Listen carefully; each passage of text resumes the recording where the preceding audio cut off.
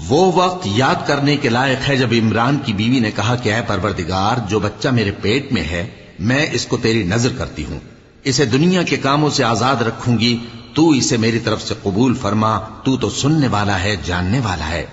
پھر جب ان کے ہاں بچہ پیدا ہوا تو کہنے لگی کہ پروردگار، میرے تو لڑکی ہوئی ہے، جبکہ اللہ خوب جانتا تھا جو ان کے ہاں ولادت ہوئی تھی، اور نہ ہوتا لڑکا مانند اس لڑکی کے۔ اور کہنے لگی میں نے اس کا نام مریم رکھا ہے، اور میں اس کو اور اس کی اولاد کو شیطان مردود سے تیری پناہ میں دیتی ہوں۔ تو اس کے پروردگار نے اس کو پسندیدگی کے ساتھ قبول فرمایا اور اسے اچھی طرح پرورش کیا، اور زکریا کو اس کا کفیل بنایا۔ زکریا جب کبھی عبادت گاہ میں اس کے پاس جاتے تو اس کے پاس کھانا پاتے۔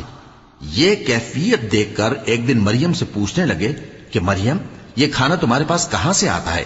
وہ بولی کہ اللہ کے ہاں سے آتا ہے، بے شک اللہ جسے چاہتا ہے بے